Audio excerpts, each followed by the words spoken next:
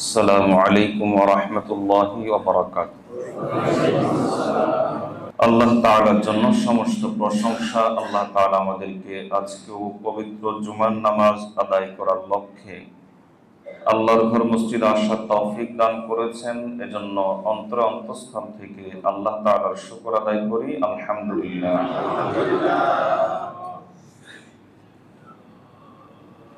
আল্লাহ তাআলা আমাদেরকে তার সবচেয়ে প্রিয় দিন ইসলাম আমাদেরকে দান করেছেন। আল্লাহ যত নেয়ামত আমাদেরকে দিয়েছেন তা তো হিসাব করে শেষ করা যাবে না, অগণিত অসংখ্য। এই সকল নেয়ামতের চাইতে সবচেয়ে বড় নেয়ামত হলো দ্বীনের নেয়ামত, ঈমানের নেয়ামত, ইসলামের নেয়ামত। হযরত আলী রাদিয়াল্লাহু তাআলা আনহুর একটা কথা আপনাদেরকে অনেকবার শুনিয়েছি। তিনি বলতেন, আমার সবচেয়ে বড় পরিচয় হলো আমি আল্লাহর বান্দা, আর আমার দ্বিতীয় বড় পরিচয় হলো আমি মুহাম্মদ রাসূলুল্লাহ সাল্লাল্লাহু আলাইহি ওয়াসাল্লামের উম্মত। সুতরাং একজন মুসলিম হিসাবে এটাই আমাদের সবচেয়ে বড় পরিচয়, যে আমি একজন আল্লাহর বান্দা, নবীজির উম্মত।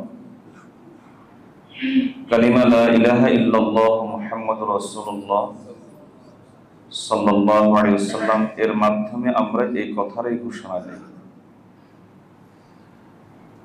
ঈমানের উপর থাকবো, ঈমানের উপর মরবো, এটাই একজন মুমিনের জীবনের একমাত্র লক্ষ্য।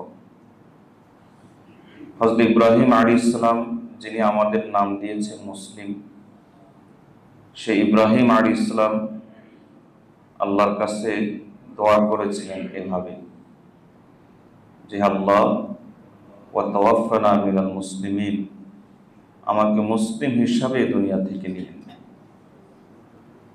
নবী সাল্লাল্লাহু আলাইহি ওয়াসাল্লাম আল্লাহর কাছে দোয়া করতেন, ইয়া মুকাল্লিবাল কুলুব সাব্বিত কুলুবানা আলা দীনিক, হে অন্তর পরিবর্তনকারী সত্তা, আপনি আমাদেরকে আপনার দ্বীনের উপর অটল রাখেন।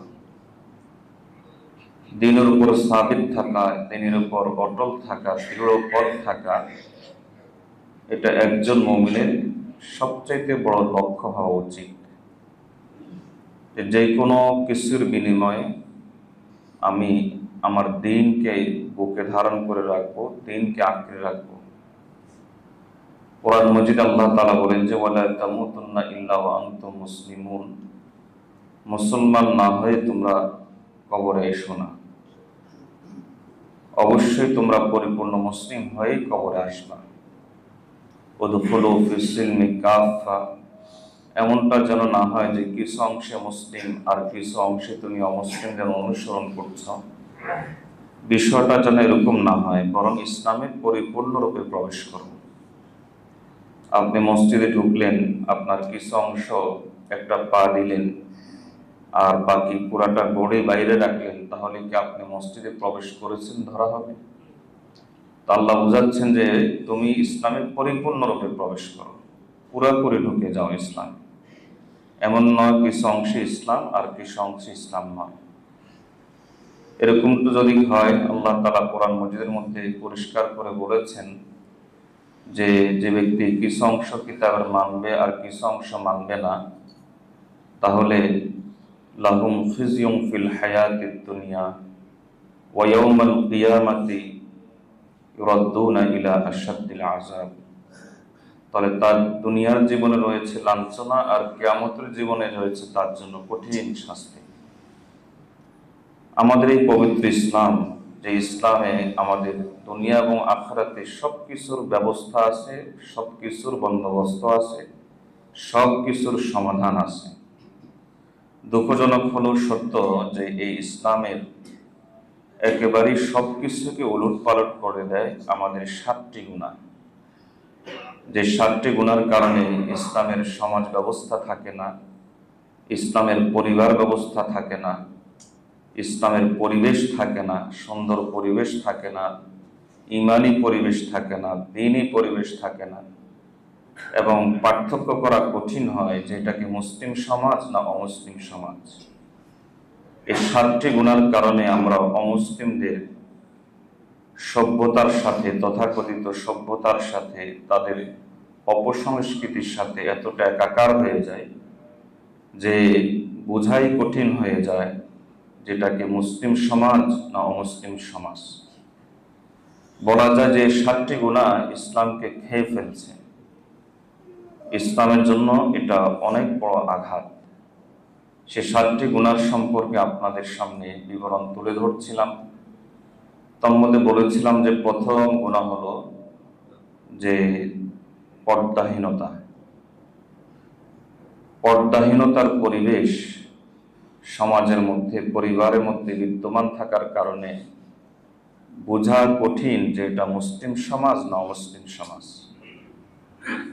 কারণ মুসলিম সমাজে পর্দাহীনতার পরিবেশ থাকতে পারে না।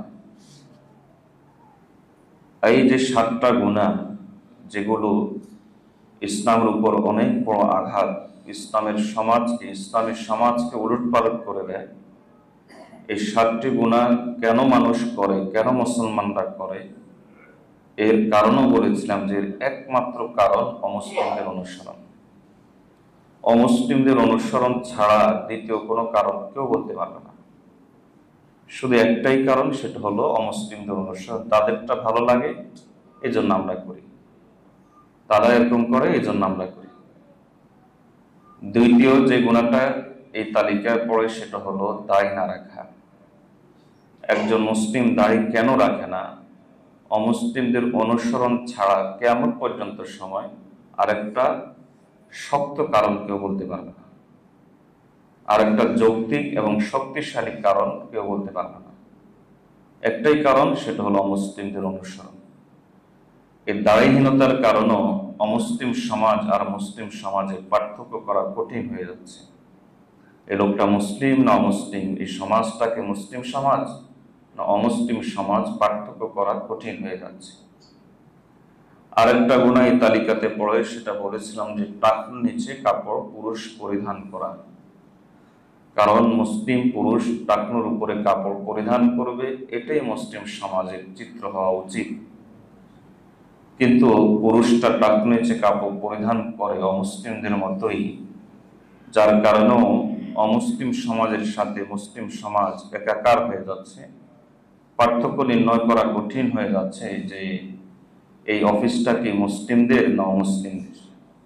পার্থক্য নির্ণয় করা কঠিন হয়ে যাচ্ছে যে এই সমাজটা কি মুসলিমদের না অমুসলিমদের। এই তালিকাতে আজকে 4র্থ গুনাহ, আজকে যে গুনাহটি নিয়ে আলোচনা হবে এই তালিকাতে, এই 4র্থ গুনার নাম হলো সুদ। সুদের কারবার। সুদের কারবার এমন একটা গুনাহ, গুনাহ তো অনেক আছে, কবিরা গুনাহ অনেক আছে। যেমন গীবত করলেন, এটা একটা বড় গুনাহ। কাউকে মিথ্যা অপবাদ দিলেন, বড় গুনাহ। অহংকার করলেন, একটা বড় গুনাহ। হিংসা করলেন, একটা বড় গুনাহ। কাউকে কষ্ট দিলেন, বড় গুনাহ। কিন্তু এই গুনাহগুলোর কারণে ইসলামী সমাজ উলটপালট হয় না। এগুলো বড় গুনাহ, আল্লাহ অবশ্যই তওবা করলে মাফ করবেন, তওবা না করলে শাস্তি দিবেন। ইসলামী সমাজের যে একটা চিত্র, ইসলামী সমাজের যে একটা সামগ্রিক সৌন্দর্য, এই সৌন্দর্যটা নষ্ট হয় না। হ্যাঁ, ব্যক্তি পর্যায়ে ক্ষতিগ্রস্ত হয় এবং আরেকজন ক্ষতিগ্রস্ত হয়, কিন্তু সামগ্রিকভাবে ইসলামী সমাজের চিত্রটা নষ্ট হয় না। যার কারণে এগুলো কবিরা গুনাহ বটে, এগুলো বড় ধরনের গুনাহ বটে, কিন্তু সুদের কারবার এমন একটি গুনাহ যে গুনাহ গোটা ইসলামী সমাজকেই উলটপালট করে দেয়। ইসলামে সমাজ ব্যবস্থা, রাষ্ট্র ব্যবস্থা, অর্থ ব্যবস্থা সবগুলোকে উলটপালট করে দেয় এই সুদের কারবার। বর্তমান দুনিয়াতে কোন মতবাদটা এখন প্রতিষ্ঠিত, যারা সচেতন তারা জানেন যে অর্থনৈতিক বিচারে পুঁজিবাদই হলো এখন মানুষ ফলো করে। সর্বক্ষেত্রে পুঁজিবাদকে ফলো করা হয়। এটা আমি সহজে বোঝার জন্য দৃষ্টান্ত দিই। এর আগে একটা সতর্ক বার্তা উচ্চারণ করে রাখি। শাইখুল ইসলাম মুফতি তাকিউর উসমানী দামাত বারাকাতুহুম বর্তমান দুনিয়ার আলহামদুলিল্লাহ তাকে উলামায়ে কেরাম হানাফি মাযহাবের সবচেয়ে বড় আলেম মনে করেন। শেখ শাইখুল ইসলাম মুফতি তাকিউর ওসমানী দাওয়াত বারাকাতুহু উনি যখন এই বিষয় নিয়ে আলোচনা করেন, দুটা বিষয় নিয়ে আলোচনা করলে তিনি একটা ছোট্ট ভূমিকা দেন। সেই ভূমিকাটা আমিও দিচ্ছি। তিনি বলেন, তিনি ভূমিকা দেন যে এভাবে যে আমার কথাগুলো যার অন্তরে সামান্য পরিমাণ ঈমান আছে তার জন্য, আমার কথাগুলো তার জন্য নয় যার অন্তরে ঈমান নেই। কথাটা খুব ভালো করে বুঝেন। আমার কথাগুলো শুধুমাত্র তাদের উদ্দেশ্যে যার অন্তরে সামান্য পরিমাণ ঈমান আছে, তার জন্য আমার কথাগুলো নয় যার অন্তরে সামান্য পরিমাণ ঈমান নেই। এই দুটি বিষয়, সেটা হলো একটা হলো সুদ আর একটা হলো পর্দা। এই দুটা বিষয় নিয়ে যখন তিনি আলোচনা করেন, এই কথাটা তিনি বলেনি কমন, এই কথাটা যে আমি সম্বোধন করছি তাদেরকে যাদের অন্তরে সামান্য পরিমাণ ঈমান আছে, কারণ এটা অত্যন্ত স্পর্শকাতর বর্তমান সময়ের জন্য। অন্যথায় মৌলিকভাবে এটা স্পর্শকাতর নয়। একজন মুসলিম সুদের কারবার করবে না, সুদকে ঘৃণা করবে, এটাই তো স্বাভাবিক। বেপর্দাকে ঘৃণা করবে, এটাই তো স্বাভাবিক। কিন্তু আমরা এতটাই অভ্যস্ত হয়ে গিয়েছি বা এতটাই অ্যাডিক্টেড হয়ে গিয়েছি এই গুণাগুলোর ভিতরে যে এখন যদি সুদের বিরুদ্ধে বলা হয় তখন বহু মুসলিমই প্রতিবাদ করে বসে। তাদের দুনিয়া কেমনে চলবে, আমি কেমনে চলবো, আমার কারবার কেমনে চলবে, আমার ব্যবসা কেমনে চলবে। খুব ভালো করে বুঝেন, যদি আপনার অন্তরে ঈমান থাকে তাহলে কথাগুলো আপনার জন্য। আর যদি আপনি কিন্তু প্রশ্ন তোলেন, যদি এবং কিন্তু প্রশ্ন এই বিষয়গুলোকে তোলেন, তাহলে মনে রাখবেন যে আপনি ঈমানদার থাকবেন, আল্লাহ তো ঠেকায় পড়েন না। আল্লাহ বাধ্য নন যে আপনি ঈমানদার থাকবেন, আর আপনি ঈমানদার থাকলে আল্লাহর বিশাল উপকার হয়ে যাবে। আল্লাহ এত ঠেকায় পড়েন না। আল্লাহ কোরআন মজিদের মধ্যে পরিষ্কার করে বলেছেন। দুইটা আয়াত আমি আপনাদের সামনে তুলে আনবো, আপনারা দুইটা আয়াতের শেষ অংশটা একটু কানে বাজাবেন, দেখবেন যে দেখেন তো এই শেষ দুই অংশটা মিল আছে কিনা। সুদের আয়াত আল্লাহ তাআলা নাজিল করে শেষ অংশে আল্লাহ তাআলা বলেন, ওয়ামান আদা ফাউলাইকা আসহাবুন নারি হুম ফিহা খালিদুন। আল্লাহ বলেন যে সুদ হারাম, এটা আমি আল্লাহর স্পষ্ট ঘোষণা। এটা অনেকটা এরকম শুকর ছাগল, সাইজ তো একটা হালাল একটা হারাম, একটা খান না আরেকটা কেন খান? আল্লাহর নির্দেশের কারণে, আল্লাহ নিষেধের কারণে, নয়তো দুইটা সাইজ তো একটা কুত্তা আর একটা ছাগল সাইজ তো তাহলে একটা খান না কেন? খান না যেহেতু আল্লাহ নিষেধ করেছেন এই জন্য, আর একটা খান কি জন্য? যেহেতু আল্লাহ হুকুম দিয়েছেন, আল্লাহ আমাদেরকে সুযোগ দিয়েছেন এজন্য। ঠিক তেমনি ভাবে ব্যবসা হালাল, সুদ হারাম। দেখতে একরকম হলেও আল্লাহ এটা হালাল করেছেন হালাল, এটা হারাম করেছেন হারাম। যদি এবং কিন্তু নেই, যদি এবং কিন্তু যদি বলেন, আল্লাহ বলেন ফাউলাইকা আসহাবুন নার হুম ফিহা খালিদুন, তাহলে সে জাহান্নামে যাবে এবং সে চিরকালে যাবে। এটা আমি আল্লাহর সিদ্ধান্ত। আবারও বলছি, কথাগুলো তাদের জন্য যাদের অন্তরে সামান্য পরিমাণ ঈমান আছে। আর যাদের অন্তরে সামান্য পরিমাণ ঈমানও নেই, তারাই যদি এবং কিন্তু বলবে। হাকিমুল উম্মত মুজাদ্দিদে মিল্লাত শাহ আশরাফ আলী থানভী রাহিমাহুল্লাহর কাছে এক লোক আসলো, এসে বলল যে হযরত, সুদের কারবার হারাম, ব্যবসা হালাল, দেখতে তো একরকমই মনে হয়, পার্থক্য মাঝখানে পণ্য ব্যবহার হওয়া না হওয়া। একটা পণ্য ব্যবহার হলে মাঝখানে হালাল হয়ে যায়, আর পণ্য ব্যবহার না হলে হারাম হয়ে যায়। দেখতে তো দুইটা একরকম, দুইখানেই বেনিফিট আছে, লাভ আছে, তাহলে একটা কেন হালাল একটা কেন হারাম? হাকিমুল উম্মত তখন ওই লোককে বললেন যে তুমি বলো, তোমার নাক কেন সামনে আর কান কেন তোমার মাথার সাইডে? তো ওই লোক বললে, হযরত এটা কোনো প্রশ্ন হলো? আল্লাহ এভাবে সৃষ্টি করেছেন, এই জন্য নাক সামনে, চোখ সামনে, যেটা যেখানে থাকার সেটা ওখানে। হাকিমুল উম্মত বললেন যে তোমারটা কই কোনো প্রশ্ন হলো? আল্লাহ সুদের কারবার হারাম করেছেন, এই জন্য হারাম। নাক কেন সামনে, এখানে যেরকম প্রশ্ন চলে না, সুদের কারবার কেন হারাম, এখনো প্রশ্ন চলবে না। কারণ দুটার মালিকই কে? আল্লাহ। আলা লাহুল খালকু ওয়াল আমর। আল্লাহর সৃষ্টিও আল্লাহর, হুকুম আল্লাহর, বিধানও আল্লাহর। তো সৃষ্টির ক্ষেত্রে যেমন কোনো যুক্তি চলে না, কোনো কারণ চলে না, বিধানের ক্ষেত্রে চলবে না, এটাই স্বাভাবিক। তো আমি যে আয়াতটা আপনাদেরকে দেখাতে চাচ্ছি, এই আয়াতের শেষ অংশে আল্লাহ কি বলেন? কোনো যদি কিন্তু চলবে না। সুদের কারবার আমি হারাম করেছি, হারাম। ব্যবসা হালাল করেছি, হালাল। যদি কিন্তু নাই। যদি কিন্তু যদি তুমি তোলো, ফাউলাইকা আসহাবুন নার হুম ফিহা খালিদুন, তাহলে তুমি জাহান্নামে যাবে এবং চিরকাল জাহান্নামে থাকবে। এই আয়াতের এই অংশটা খেয়াল করেন, ফাউলাইকা আসহাবুন নার হুম ফিহা খালিদুন, এই অংশটা খেয়াল করেন। আল্লাহ বলেছেন যে তুমি চিরকালে জাহান্নামে থাকবে। এবার আরেকটা আয়াত আপনাদের সামনে আনি। আল্লাহ তাআলা বলেন, وَمَن يَرْتَدِدْ مِنكُمْ عَنْ دِينِهِ فَيَمُتْ وَهُوَ كَافِرٌ فَأُولَئِكَ حَبِطَتْ أَعْمَالُهُمْ فِي الدُّنْيَا وَالْآخِرَةِ أُولَئِكَ أَصْحَابُ النَّارِ هُمْ فِيهَا خَالِدُونَ। আল্লাহ বলেন যে কিছু লোক এমন হবে যারা দিনদার, মুসলমান, ইমানদার, তো এমন কোন কাজ করে বসবে, এমন কোন কথা বলে বসবে যার কারণে সে দিন থেকে সম্পূর্ণ মুরতাদ হয়ে যাবে, সরে যাবে,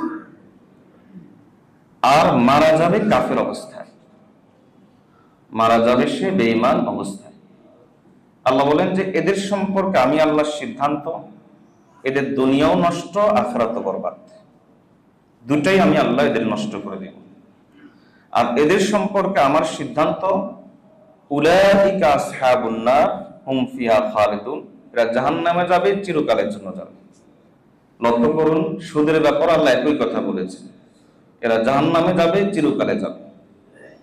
উলামায়ে কেরাম লেখেন যে একজন লোক সুদের কারবার যদি প্রাথমিকভাবে করে, তাহলে তো সে বেঈমান হয় না, সে ইমানদার থাকে। ইমানদার থাকলে তো সে চিরকালে জাহান্নামে যেতে পারে না। আল্লাহ এই আয়াতে, দ্বিতীয় আয়াতে বলেছেন যে যে কাফির হয়ে মারা যায় সে চিরকালে জাহান্নামে যাবে। তাহলে সুদের কারবার সম্পর্কে আল্লাহ একই বক্তব্য কেন দিলেন? আমি কথা মনে হয় বুঝাতে পারিনি। একই বক্তব্য সুদের কারবার সম্পর্কে কেন দিলেন? মুফাসসিরিনে কেরাম এর তাফসিরে লেখেন, এর কারণ হলো অভিজ্ঞতা, বাস্তবতা। বাস্তবতা হলো এই যে যে সুদের কার অভ্যস্ত হয়ে যায়, সে সুদের কারবারকে জায়েজ করার জন্য, বৈধ করার জন্য, হালাল করার জন্য এমন কিছু অজুহাত দাঁড় করায়, এমন কিছু খোয়া যুক্তি দাঁড় করায়, এমন কিছু সে অজুহাত তালাশ করে, হয় নিজে নিজের অথবা আরেকজনের কাছ থেকে, অথবা মুফতি সাহেবের কাছে একটা মাসালার খণ্ডচিত্র তুলে ধরে, এরপর হালাল ফতোয়া নিয়ে তার হারাম কাজটা করে। এভাবে সে নিজের সুদের কারবারটাকে জায়েজ করার জন্য এমন ভাবে সে মরিয়া হয়ে ওঠে, যার কারণে হালালটাকে সে, হারামটাকে সে হালাল বানিয়ে ফেলে। আর যে লোক হারামকে হালাল বানায়, আল্লাহর বিধানকে উলটপালট করে দেয়, তাহলে সে ইমানদার থাকতে পারে না। তাহলে বাস্তবতা হলো এই যে একজন সুদের কারবারি সুদে অভ্যস্ত হয়ে গেলে, হঠাৎ হঠাৎ বাধ্য হয়ে গেছে, সেটা ভিন্ন কথা। তো সেই 20 বছর আগে, 30 বছর আগে শুরু করছে, কবরে চলে যাচ্ছে, তার বাড়ি কিন্তু রয়ে যাচ্ছে, সুদের কারবার কিন্তু বন্ধ হচ্ছে না। কি নিয়ে যাবেন? এই সুদ দিয়ে কবরে যাবেন? এই সুদ নিয়ে কবরে যাবেন? যে বাড়ি করার জন্য সুদের লেনদেন করছেন, ওই বাড়িটা কি আপনার কবরে যাবে না শুধু সুদের কারবারটা যাবে? এই বাড়ি আপনার কবরে যাবে না, শুধু সুদের কারবারটা যাবে। আর এই সুদের কারবারের হিসাব আল্লাহর কাছে পাই পাই করে দিতে হবে। এটা এত শক্ত গুনাহ, এত শক্ত গুনাহ, আল্লাহ কোরআন মজিদে অন্য কোন গুনাহ সম্পর্কে যুদ্ধের ঘোষণা করেননি।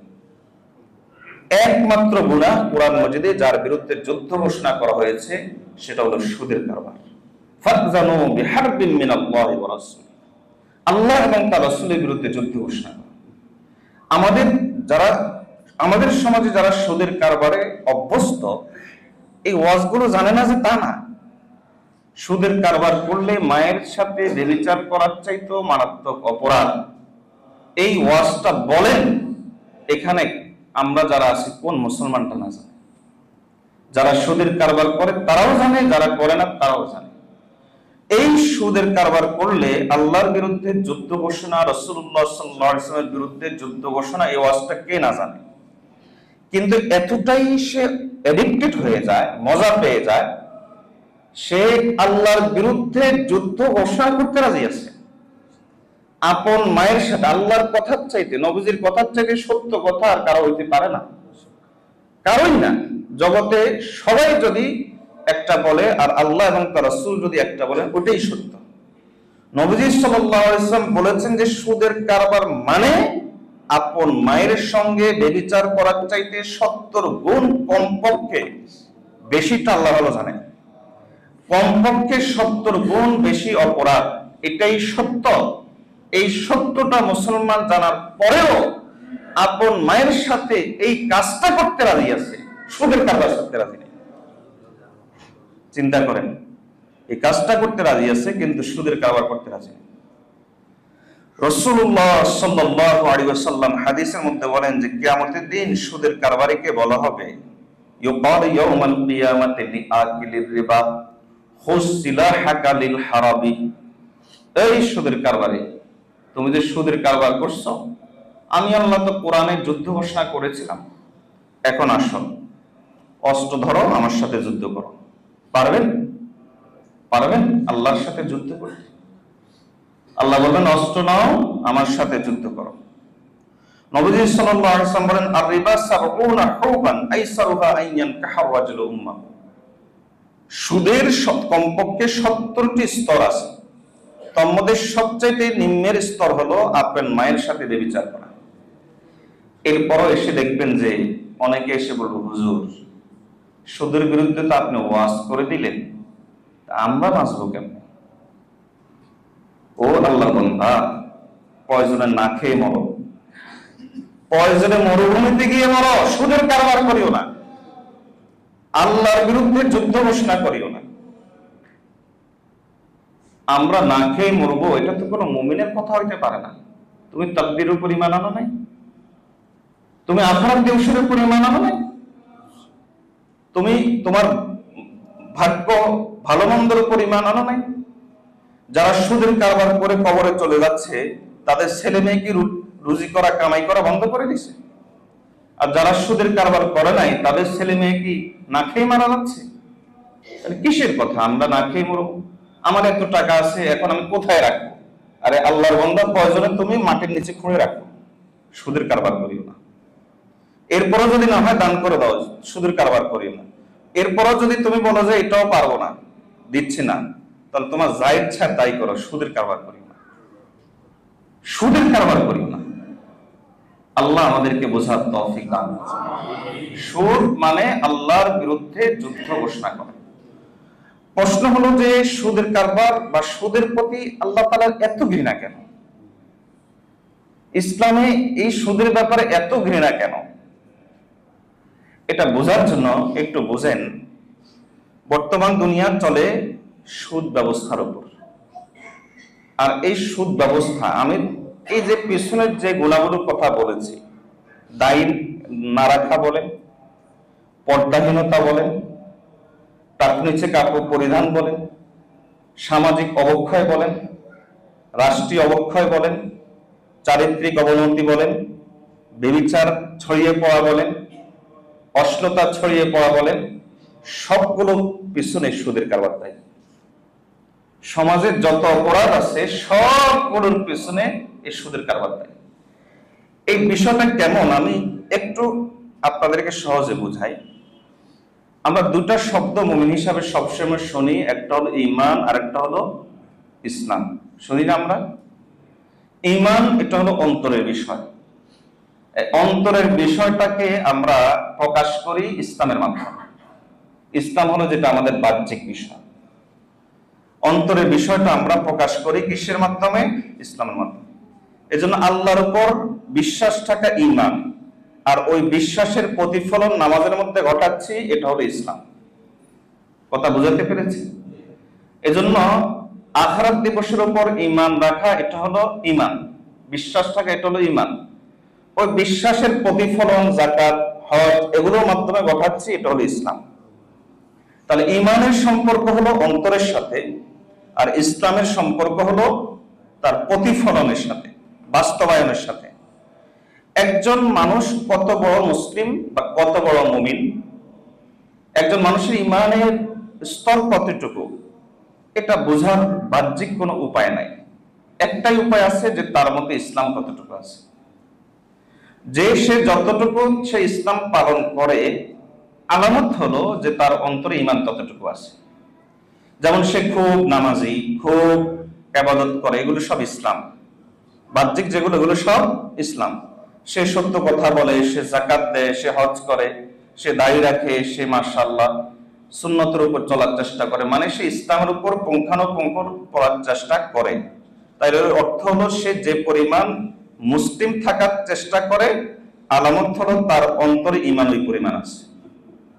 তাহলে ঈমান হলো এক সম্পূর্ণ ভিতরের জিনিস।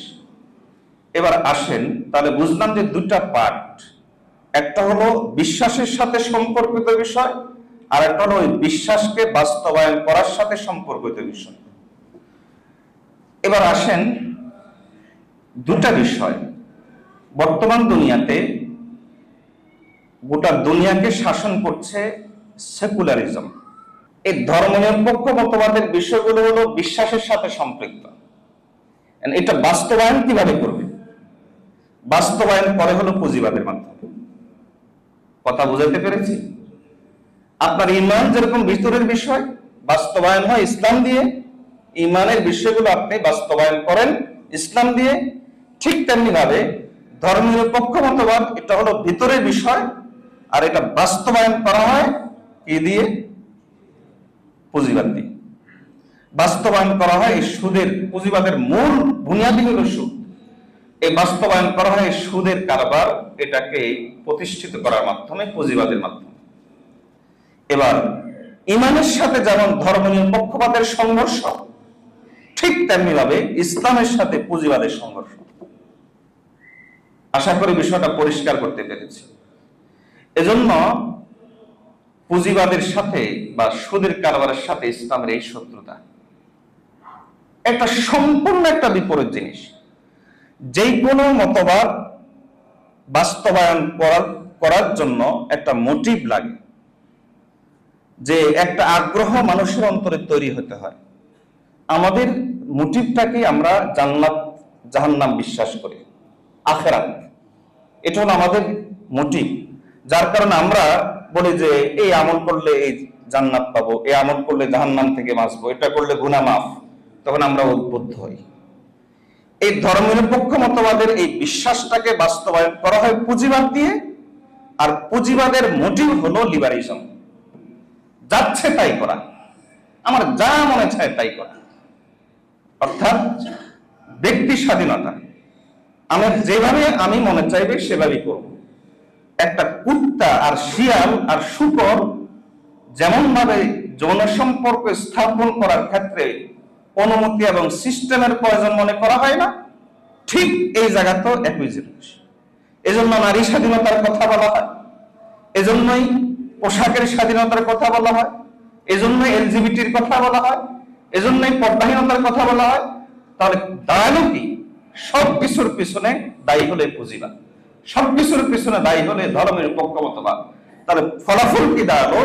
এই পুঁজিবাদ বা সুদের কারবার মানে হলো ইসলামের গোটা বিষয়টাকে উলটপালট করে দেওয়া, ইসলামের সবগুলো বিষয়টাকে উলটপালট করে দেওয়া। আল্লাহ আমাদেরকে কথাগুলো বোঝার তৌফিক দান করুন। আমি মনে হয় আপনাদেরকে কথাগুলো বোঝাতে পেরেছি। আল্লাহ আমাদেরকে কথাগুলো বোঝার তৌফিক দান করুন। এজন্য দেখবেন এই পুঁজিবাদের মধ্যে আপনার বাল্য বিবাহ খুব শক্তভাবে নিষেধ করা হয়, কিন্তু বাল্য প্রেম নিষেধ না। কথা বুঝেন নাই? বাল্য বিবাহ নিষেধ, কিন্তু বাল্য প্রেম নিষেধ না।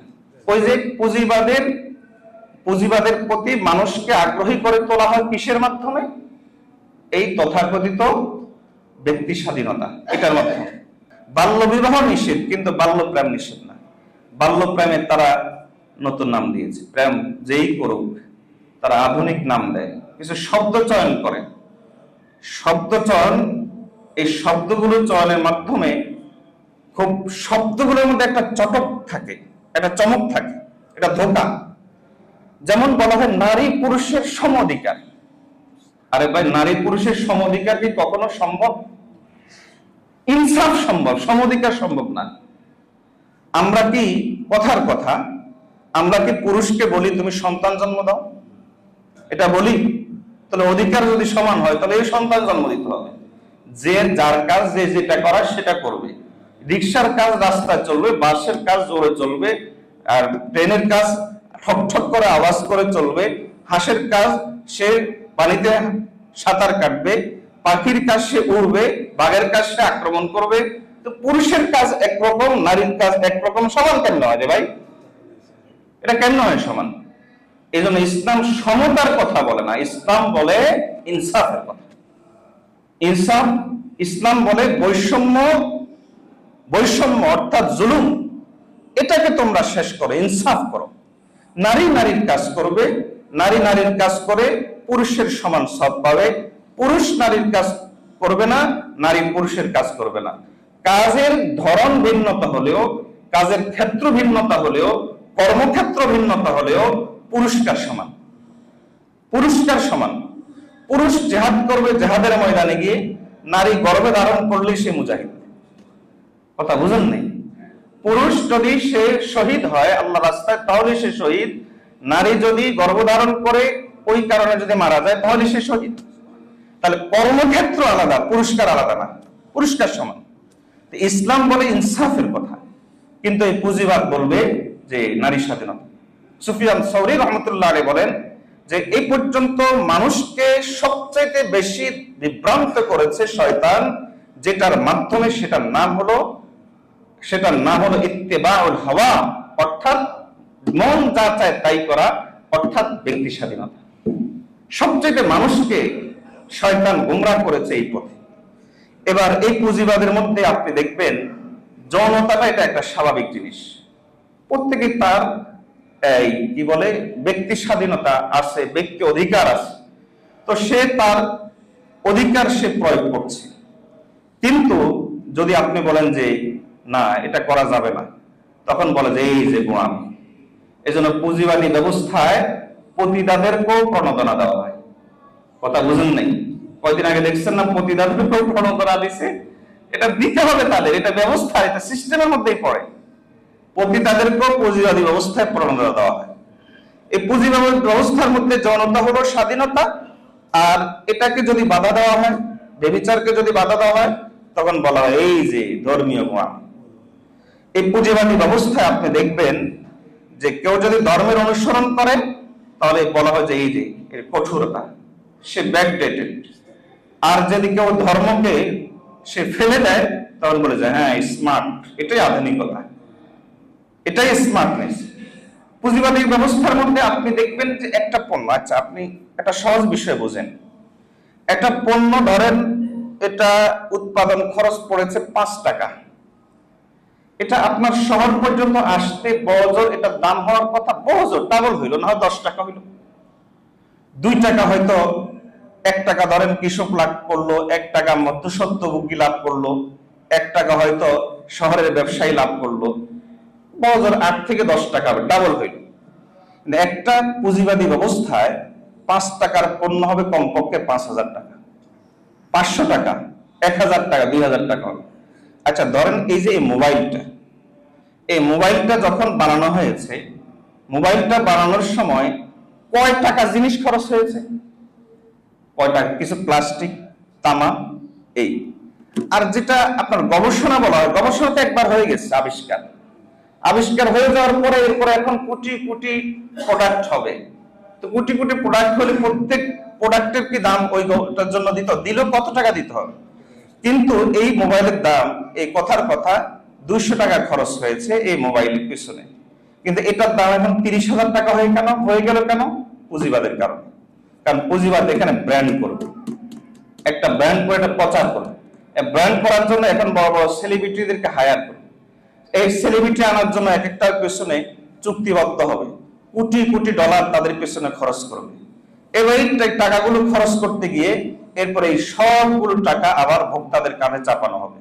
শুধু ভোক্তাদের কাজে চাপানো হবে না, আবার তারা নিজেরা লাভ করবে না, এও তো রাক্ষস।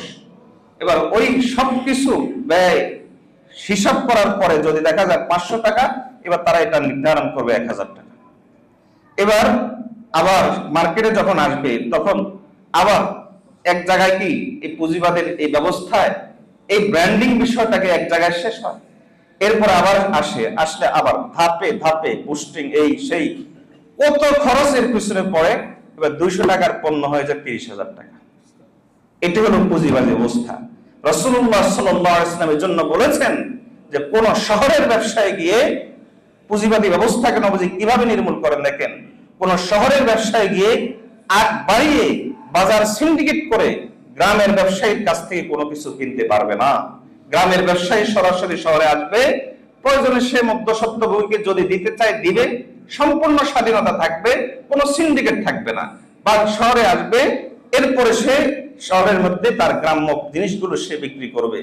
বলেন এই পুঁজিবাদী ব্যবস্থা যদি আমাদের সমাজে না থাকতো, এই গোটা দুনিয়াতে না থাকতো এই সিস্টেম, তাহলে এই 1 টাকার পণ্য 1000 টাকা হতো না। এটা হলো পুঁজিবাদী ব্যবস্থার কারণ হচ্ছে। পুঁজিবাদী ব্যবস্থার মধ্যে আপনি দেখবেন সমাজের মধ্যে যারা বেশ্যা, খুবই খারাপ শব্দ বললাম কিন্তু এটাই বাস্তব, যারা সমাজের মধ্যে নর্তকী, প্রস্টিটিউট, যারা সমাজের মধ্যে লম্পট, এদেরকে বানানো হবে সেলিব্রিটি। এটা পুঁজিবাদী ব্যবস্থা, এদেরকে বানানো হবে সেলিব্রিটি। পুঁজিবাদী ব্যবস্থার মধ্যে যারা যে যত বেশি ইসলাম বিদ্বেষী হবে তাকে তত বড় বুদ্ধিজীবী বানানো হবে। এটা পুঁজিবাদী ব্যবস্থা। এই পুঁজিবাদী ব্যবস্থাটাই গোটা সমাজকে উলটপালট করে দিচ্ছে। সমাজের মধ্যে যারা নিরীহ, যারা ধার্মিক, যারা আল্লাহভীরু, তাদেরকে বিভিন্ন সময় কখনো জঙ্গি, কখনো এই কখনো সেই। অর্থাৎ আপনি যত খারাপ কল্পনা আছে যেন একজন ভালো মানুষের ব্যাপারে আপনি করতে পারেন, পুঁজিবাদী ব্যবস্থা সেই ব্যবস্থা দাঁড় করানো, যার কারণে মুসলিম সমাজ একটা দ্বিধা বিভক্তিতে পড়ে যায়। একদিকে দেখে যে যারা সমাজের মধ্যে দায়ী টুপিওয়ালা ভালো মানুষ, তাদেরকে কখনো দুর্নীতি করতে দেখি না, চুরি করতে দেখি না, মিথ্যা বলতে দেখি না, খারাপ কাজ করতে দেখি না। আর একদিকে পুঁজিবাদী ব্যবস্থার মিডিয়াগুলো বলা যায় এরা খারাপ, এরা জঙ্গিবাদ, এরাই করছে, এরা সেই করছে। সমাজের মানুষ পড়ে যায় কনফিউশনে। এই কনফিউশনে পড়ে কি হয়, যারা মাঝামাঝিতে থাকে, যখন বাস্তবেই কথার কথা লক্ষ মানুষের মধ্যে একজন পাগল হইতে পারে, লক্ষ মানুষের ভালো মানুষের ভিতরে একজন খারাপ মানুষ তৈরি হতে পারে। তখন এই ভালো মানুষের বিশাল গোষ্ঠীর মধ্যে দুইটা দুর্ঘটনা দেখে, তখন পুরা ব্যবস্থাটাকেই, পুরা সিস্টেমটাকে তখন দোষারোপ করে এই আলেমরাই এরকম, হুজুররাই এরকম। এই অবস্থা, এই যে আমাদের অন্তরের ভিতরে এই কথাগুলো গেঁথে দিয়েছে কে? পুঁজিবাদ। এই কথাগুলো আমাদের মানসিকতা যে এভাবে তৈরি করেছে কে? পুঁজিবাদ। আর আরেকদিকে আপনি দেখেন যে এই কথার কথা এর বিপরীতে আপনি বলেন তো ঢাকা ইউনিভার্সিটি, এক ভাই ওইদিন আমাকে বলছিলেন ও ঢাকা ইউনিভার্সিটিতে বেনজির তৈরি করছে, তো ঢাকা ইউনিভার্সিটিতে হারুন তৈরি করছে। ঢাকা ইউনিভার্সিটি কত বড় দুর্নীতিবাজ, কত বড় সন্ত্রাসী, কত বড় রাষ্ট্রদ্রোহী তৈরি করছে, কিন্তু আজ পর্যন্ত ঢাকা ইউনিভার্সিটিকে সন্ত্রাসীর কারখানা, আড্ডাখানা, অভয়ারণ্য বলা হয়েছে? বলা হয়নি। বরং ঢাকা ইউনিভার্সিটি এখনো বলা হয় প্রাচ্যের অক্সফোর্ড। শিক্ষা ব্যবস্থা কেমন, মান কেমন সেটা ভিন্ন বিষয়, কিন্তু সেটাকে বলা হয় প্রাচ্যের অক্সফোর্ড।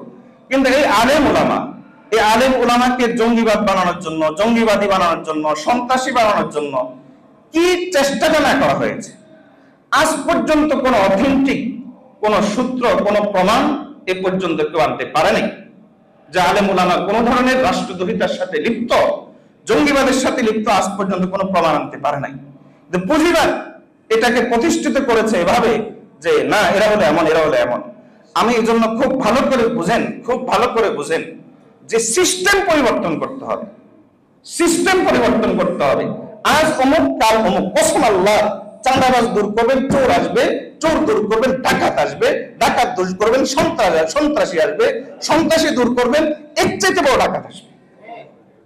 সিস্টেম যদি পরিবর্তন না হয়, মূল সিস্টেমটা পরিবর্তন করতে হবে।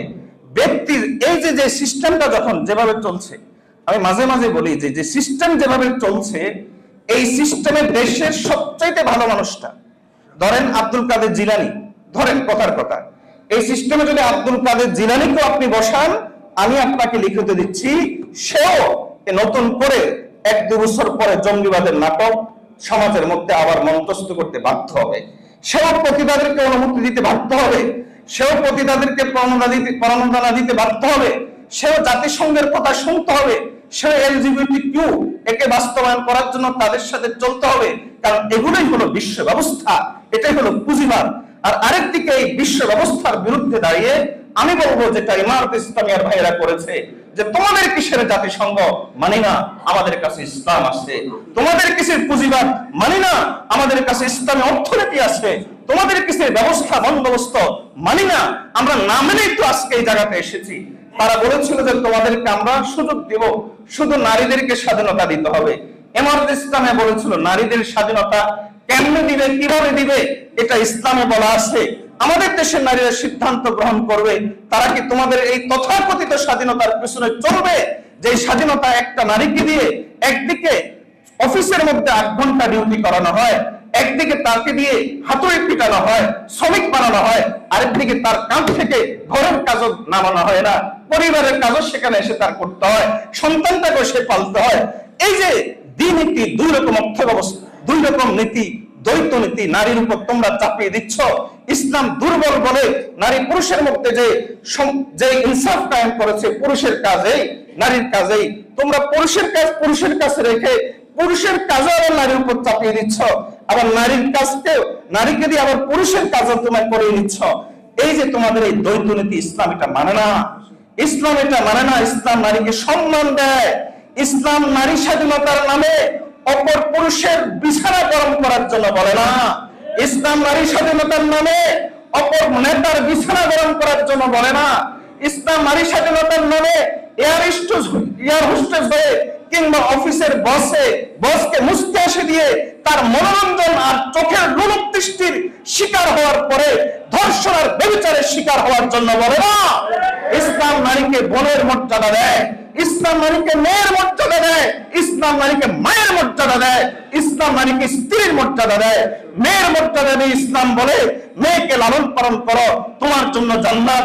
বোনের মর্যাদা দিয়ে ইসলাম বলে বোনকে লালন পালন করো, তোমার জন্য জান্নাত। মায়ের মর্যাদা দিয়ে ইসলাম বলে মায়ের পায়ের নিচে তোমার জান্নাত।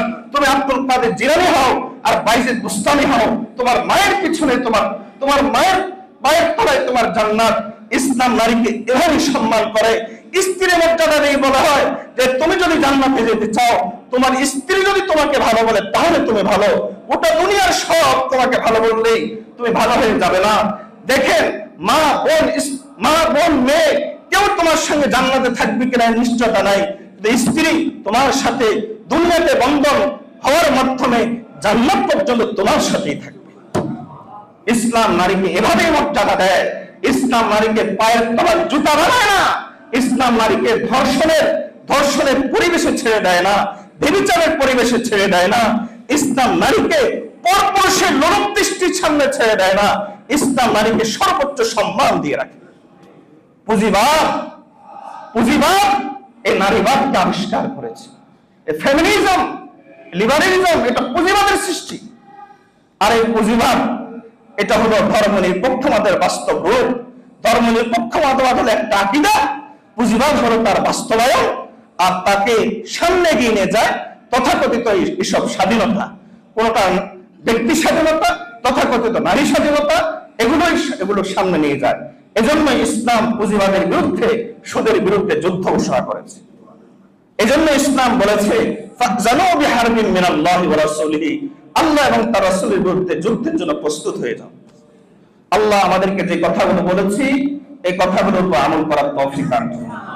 জানি না এত কথা বলার পরেও এরপরও সুদের কারবার করবেন কিনা। যদি এরপরও করেন তাহলে আমি বলবো মৃত্যুকে পারলে ঠেকিয়ে রাখিয়েন, তারপর করিয়েন। মরার চিন্তা করিয়েন না, তারপর করিয়েন। যদি এরপর আপনি সুদের কারবার করেন তাহলে বুড়ো হয়ে যাওয়াটাকে ঠেকান, কবরে চলে যাওয়াটাকে ঠেকান, আল্লাহর সামনে কিয়ামতের ময়দানে দাঁড়ানোটাকে ঠেকান, তারপর সুদের কারবার করেন। আর যদি এগুলোকে ঠেকাইতে না পারেন তাহলে কিয়ামতের দিন আল্লাহর সাথে যুদ্ধ করার জন্য প্রস্তুত হন।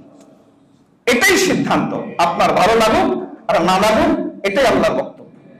এই বক্তব্যগুলো তাদের জন্য যারা আল্লাহ বিশ্বাস করে, আখিরাত দিবস বিশ্বাস করে। তাদের জন্য নয় যারা এই সমস্ত বিষয় কিন্তু এবং যদি তোলে। আল্লাহ আমাদেরকে আখিরাত এবং আল্লাহর উপর পরিপূর্ণ বিশ্বাস স্থাপন করার তৌফিক দান করুন।